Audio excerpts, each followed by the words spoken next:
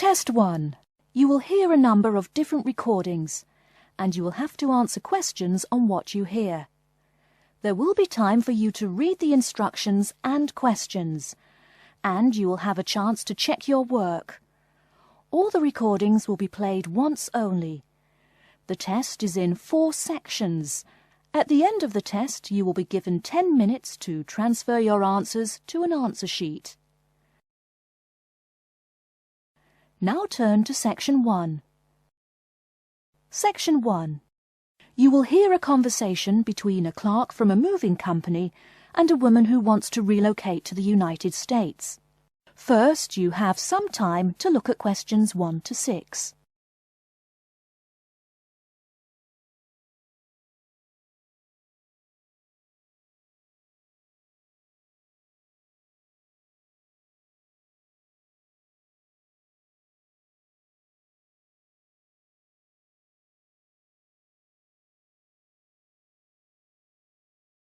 You will see that there is an example which has been done for you. On this occasion only, the conversation relating to this will be played first. Good morning, ma'am, and welcome to Australia's moving experience. How can I help you? Well, I hope you can help me. I'm so up in the air right now. Just calm down now. Let me guess. You're moving and it has you a little confused. That's it exactly. You see, I'm relocating to the United States next month, and I'm having a hard time getting organised. Here, fill out your name and address and let me ask you a few questions. Oh, what should I call you? My name is Jane Bond. The woman says that her full name is Jane Bond, so Jane Bond has been written in the space. Now we shall begin. You should answer the questions as you listen, because you will not hear the recording a second time. Listen carefully and answer questions 1 to 6. Good morning, ma'am, and welcome to Australia's moving experience. How can I help you? Well, I hope you can help me. I'm so up in the air right now. Just calm down now. Let me guess. You're moving and it has you a little confused. That's it exactly. You see, I'm relocating to the United States next month, and I'm having a hard time getting organised. Here, fill out your name and address and let me ask you a few questions. Oh, what should I call you? My name is Jane Bond. OK, Jane, first of all, what's your work phone number? In case I have any questions about things. My work phone is 9463 550. But please try not to call me too often there. My boss hates personal calls. So does mine, ma'am. So does mine.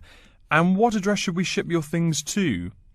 My new company is letting me stay temporarily at 509 Clark House. That's CLARK. 1137 University Drive in Seattle. Seattle? Beautiful city, I hear. Mountains right beside the ocean almost. Cooler than Australia, too. OK, and when should we come pack your things? I guess that would be on Monday, March 11th. Do you want any help with an after-packing clean-up? We do that for a small additional charge. Yes, that would be helpful. I promised the landlord I'd give her the keys back by 5 p.m. on Thursday the 14th. Great. We'll just schedule the clean-up for that day. That way, the place will smell clean and there'll be no dust. Well, you do think of everything. Oh, how much is this going to cost? Here is a list of our basic prices. Oh dear, this seems rather expensive. Yes, ma'am, but you're paying for the best. We're careful and we're fast. Like we say, the only thing we break are speed records getting you moved. Well, maybe that's so. Oh, I nearly forgot to tell you, I don't want my furniture shipped with me. I won't be looking for an apartment till after I arrive in America. Would it be possible to put my furniture in storage here for a month, then have it sent along later? Of course, we do that all the time. A couple of other things. Here at A Moving Experience, we try to pack your things logically. We don't just throw stuff in boxes. Before you hear the rest of the conversation, you have some time to look at questions 7 to 10.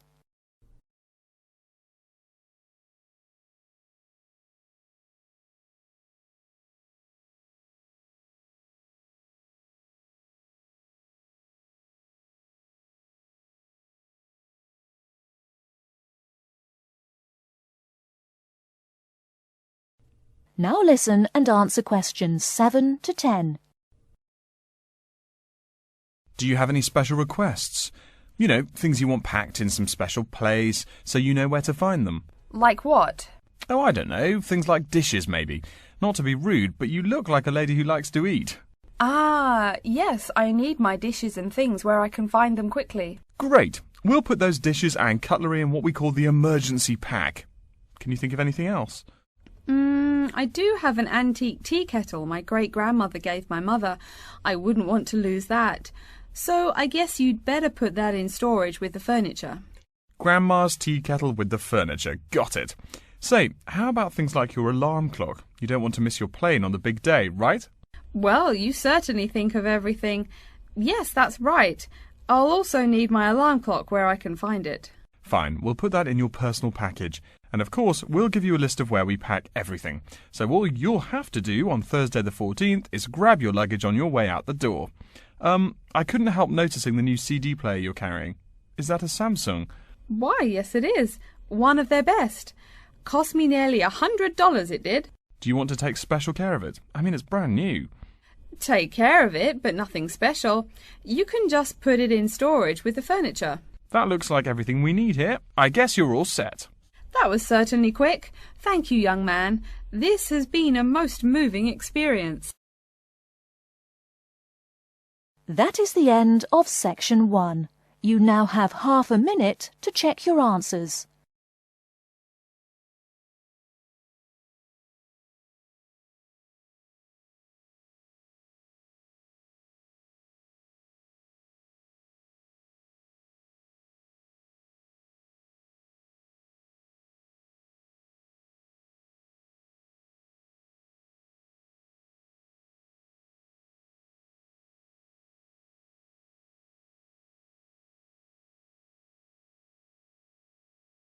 Now turn to Section 2.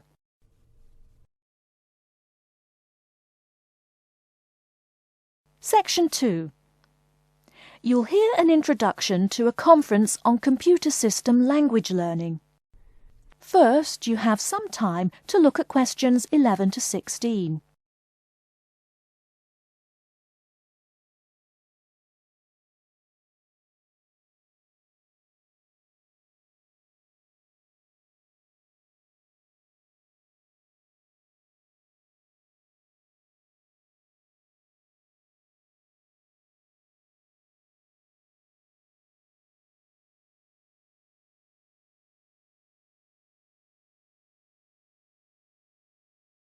Now, listen carefully and answer questions 11 to 16.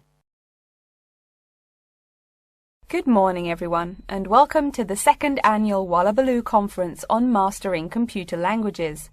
I hope you all had a good trip. Before we get underway with today's program, let me fill you in as to what's on tap for tomorrow, Sunday, February 19th. At 9 a.m, right here in the main hall, we'll be hearing a lecture from Dr. John Smith about computer as teacher. Professor Smith from the University of Melbourne is a world-class expert in the field of computer-assisted education, and his talk promises to be both stimulating and informative. Immediately afterwards, at 10:30, there will be a presentation of papers by various delegates. That, however, will take place in the garden room on the ground floor. If you don't yet know, the garden room is also called the ballroom and will be gathering at the west end, the slightly raised area called Level 2. Just look for the crowd. If you get lost, there are signs in the foyer. After all that thinking, talking and listening, I expect everyone will be a bit weary. So at 11:15, there will be a break for coffee, cookies and other light refreshments. These will be available at the aptly named refreshment stand, placed by the door back here in the main hall. Also, if you choose to skip the formal lunch, you can buy a packed lunch at the stand for a reasonable price. I strongly urge you, however, to join us at the formal lunch.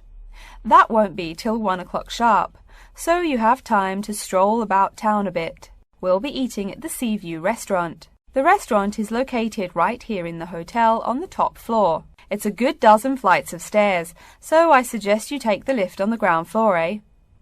If you're not fond of fish, there's an all-you-can-eat barbecue available as well. They even offer wallaby meat. After lunch, we'll troop back downstairs to level 2 in the ballroom for the presentation of further papers, which will begin at 2 p.m. Please try to be on time.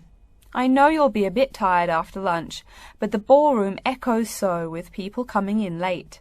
Thank you in advance. Once we've heard the papers, we'll break for afternoon tea at 3:10 p.m. No need to walk. The manager of the refreshment stand has graciously agreed to have tea served in the ballroom. He's even promised us some special scones, baked from a recipe of his dear old Scottish grandmother. Then, tea being drunk and scones munched, we'll retire here to the main hall for some closing remarks and questions. So, by 5 o'clock, we should have the conference wrapped up. But the fun isn't over. This is Australia, mates. We'll be flocking to the hotel's own Palm Lounge on the east side of the foyer for an informal reception. You can relax, mingle with the other delegates, and let your hair down a bit. This will run from 5:10 to 6:10, though you're free to stay as long as you like. The lounge manager has informed me that for the duration of the actual reception, you can have all-you-can-drink beer for $20 with purchase of an advance ticket. Before you hear the rest of the talk, you have some time to look at questions 17 to 20.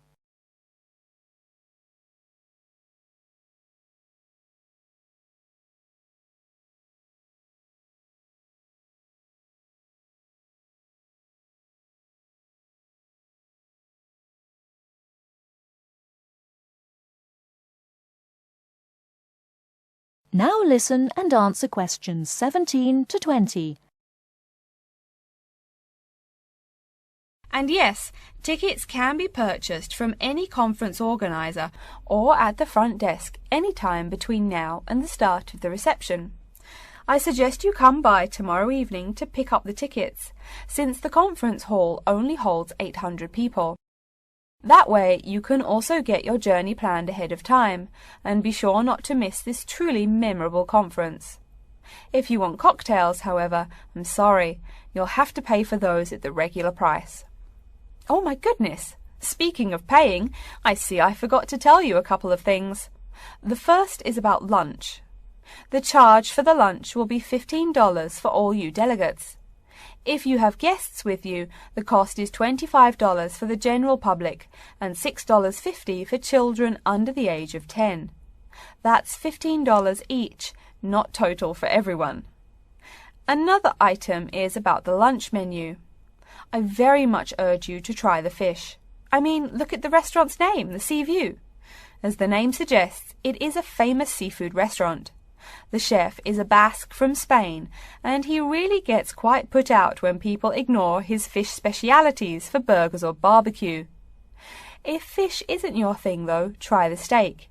He makes an exquisite filet mignon topped with blue cheese and mushrooms. Finally, if you'd like to buy a ticket, you can have both lunch and unlimited beer for $35.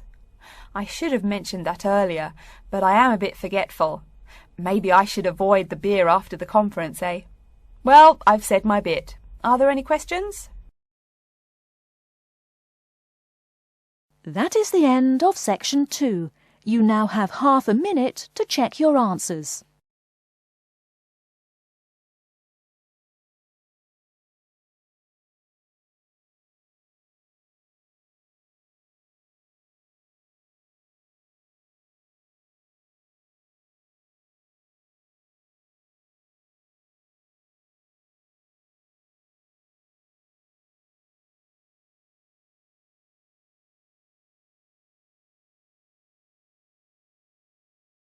Now turn to section 3.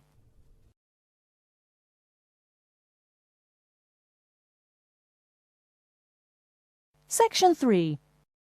You will hear a student called Tina asking Professor Van Diesen for advice on choosing courses. First, you have some time to look at questions 21 to 26.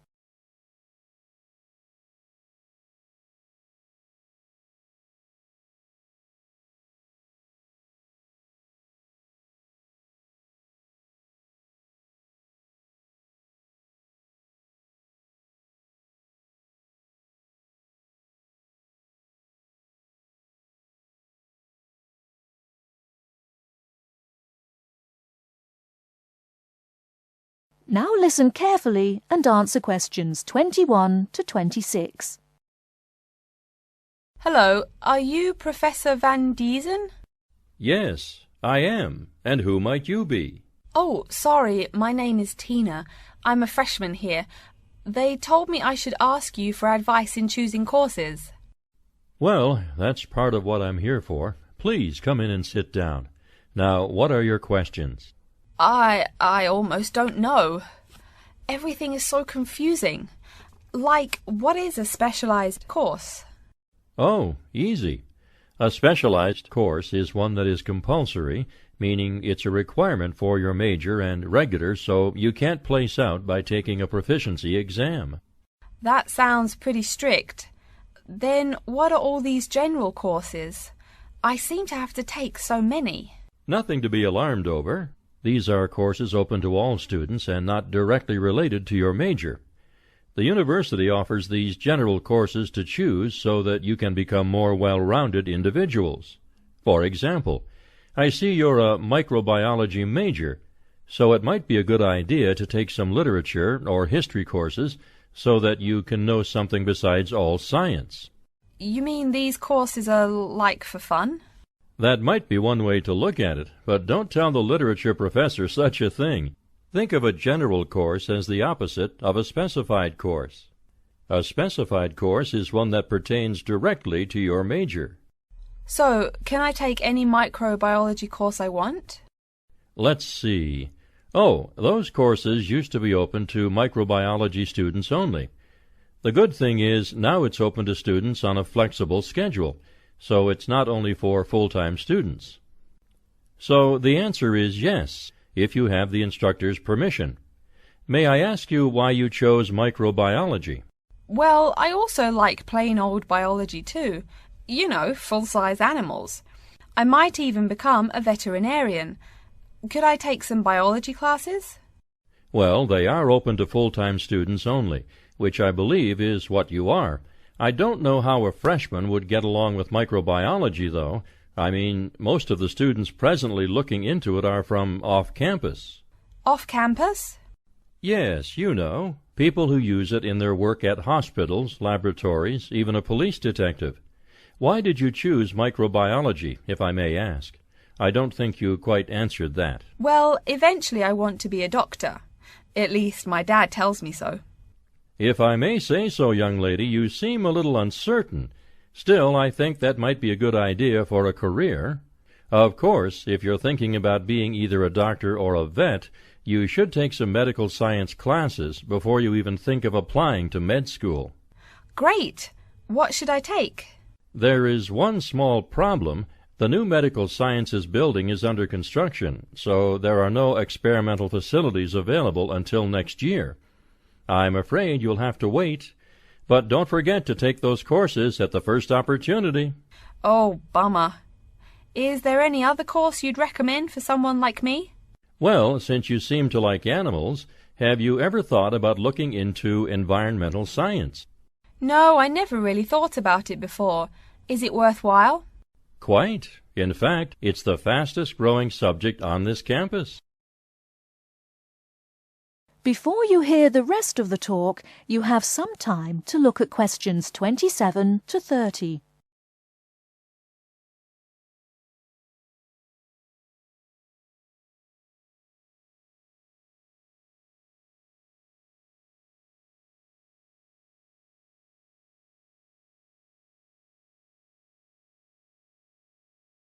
Now listen and answer questions 27 to 30.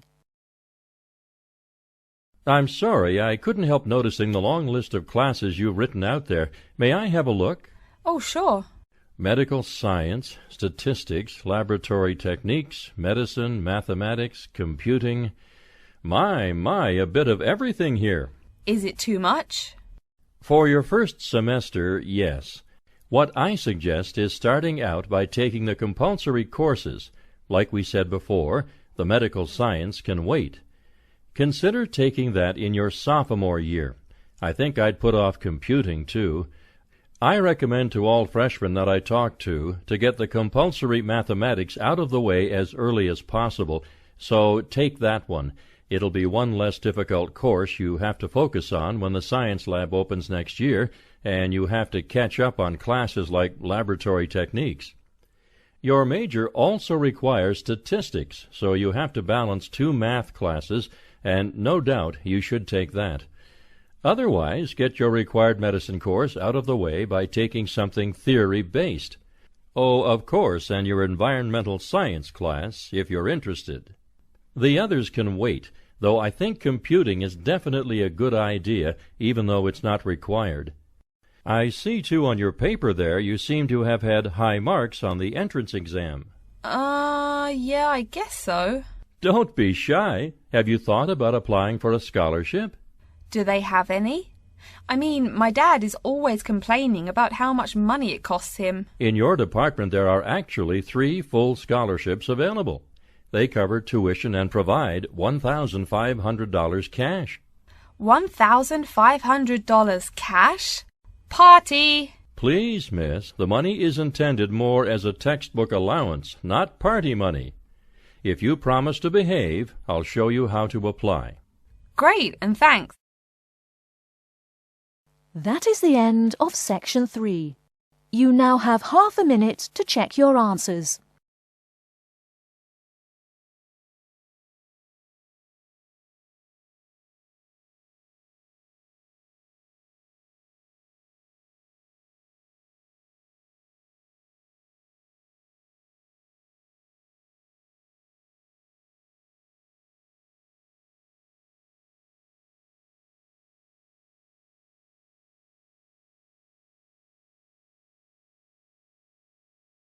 Now turn to Section 4.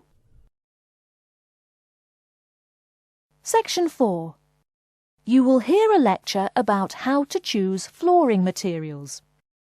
First, you have some time to look at questions 31 to 40.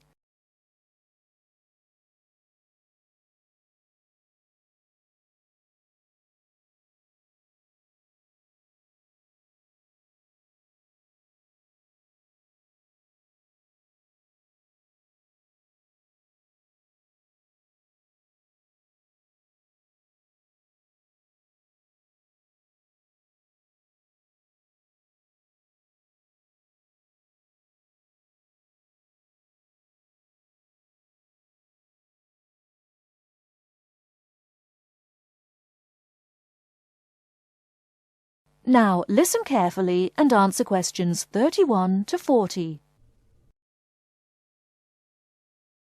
We've been talking about choosing building materials in the last week.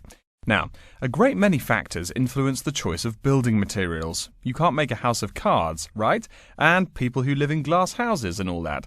Anyhow, today I'd like to say a few words about flooring. Some artificial materials can be used, like plastic for instance, which offer mixed blessings when used as a flooring surface.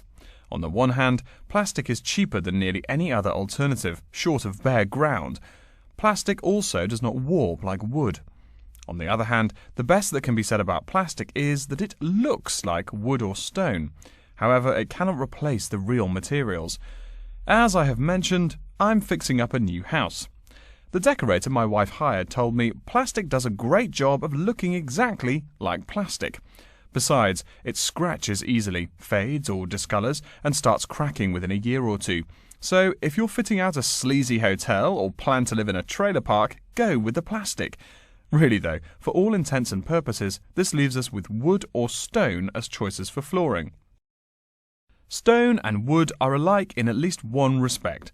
Both go through processing before they can be put to use. Since few of us cut our own lumber or quarry our own stone, this is not perhaps a pressing concern. Still, do-it-yourselfers would do well to remember to buy only properly seasoned wood.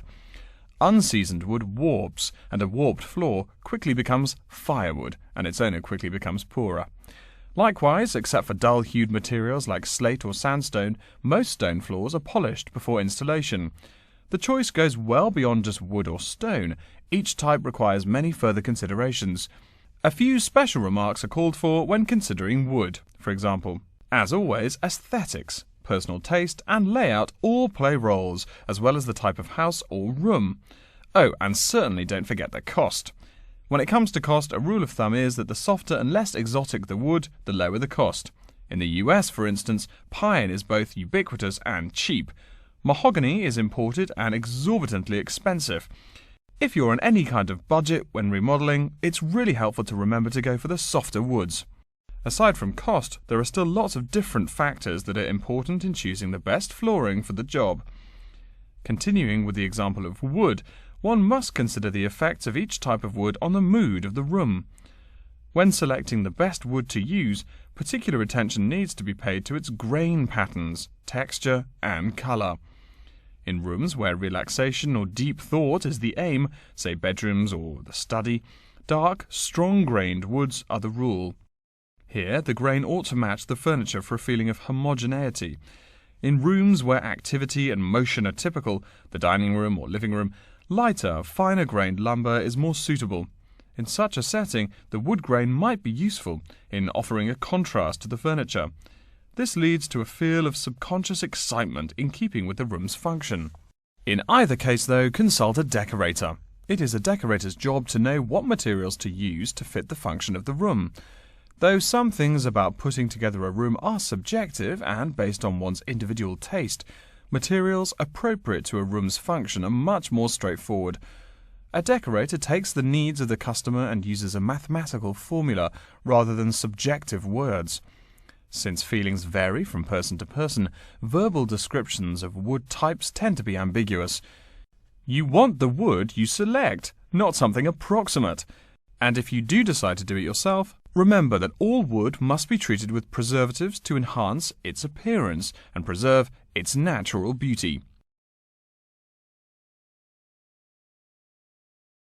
In the case of stone, or quarry tile, as flat-cut flooring stone is properly called, a new set of considerations must be weighed up. Simple colour aside, the degree of reflection must be kept in mind. This is called the reflectance rate, which is expressed in a number between 0.0 and 1.0, depending on the amount of light it reflects. At one end of the scale is polished silver. At a rating of 1.0, this shiny surface reflects nearly all of the light directed at it.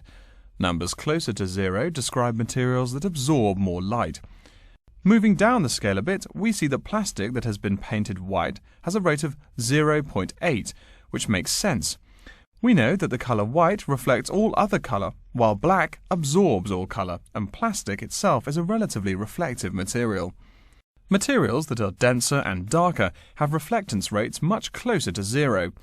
The quarry tile I mentioned a while ago has a rate of 0.1. As you may know, quarry tile is generally dark brown and made from clay, so it is quite dense. Of course, there is considerable variation among types of quarry tile because of the hue or treatment of the clay during its creation. Does anyone have any guesses as to what material may have a rate of almost 0.0? We can guess most of these materials are black in colour, but plastic, wood and even stone reflect some light. One material with a rate of almost 0.0 is black velvet. The texture produces almost no shine at all. Carrara marble, despite its white hue, is actually lower in reflectivity than black onyx. In any case, the fact that tiles vary somewhat should not be forgotten. A highly reflective floor would not be suitable in a library. It would be indispensable in a ballroom, should your home be large enough to feature one. Again, a rule of thumb is that light means lively. Since form and material follow function, one should only use the more reflective materials in rooms where the cultivation and expression of energy is important. Bear in mind, too, that most types of stone cost more than all but the rarest of wood. Of course, there is no reason why some rooms of a house should not feature wood floors or other stone tiles. You can even mix the two. A room with wood panels on the walls can have a beautiful stone floor. My bedroom has white birch walls and a light blue slate floor. The place looks like a Russian hunting lodge. Remember though, go with what feels right for you. Good taste and the laws of interior design are the homeowner's servants, not his master. It's only beautiful when you decide it is. I mean, you're the one who lives there, not the decorator, right? Okay, are there any questions? That is the end of section 4. You now have half a minute to check your answers.